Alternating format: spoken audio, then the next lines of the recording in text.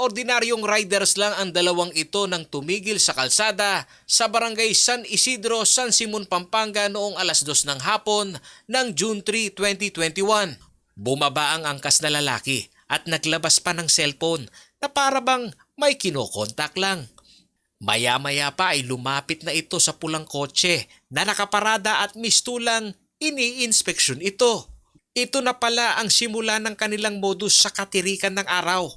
Ilang beses na nagpabalik-balik ang lalaki sa kaliwang bahagi ng sasakyan na tila ba'y natukoy na ang kanyang prospect. Maya-maya pa ay muli itong lumapit sa motor at nakipag-usap kunwari sa driver na akala mo'y nagtatanong lang ng direksyon o nakikipagkwentuhan lang. Matapos ang ilang segundo, ikinasa na ang kanilang masamang plano. Makikita sa video na pagbalik ng lalaki ay may hawak na itong handbag. Sumakay itong muli sa motor at saka umalis na animoy walang ginawang kasalanan. Ayon sa biktima na tumangging mapangalanan, nai-report na daw nila sa kapulisan ang insidente ngunit sadyang hindi malinaw ang kuha ng CCTV camera para maplakahan ng motor.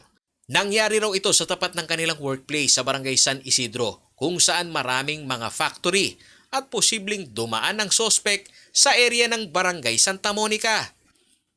Nakikiusap ngayon ang biktima sa pamunuan ng barangay Santa Monica sa San Simon na kung pwede ay bigyan siya ng access sa CCTV footage upang matukoy ang mga salarin.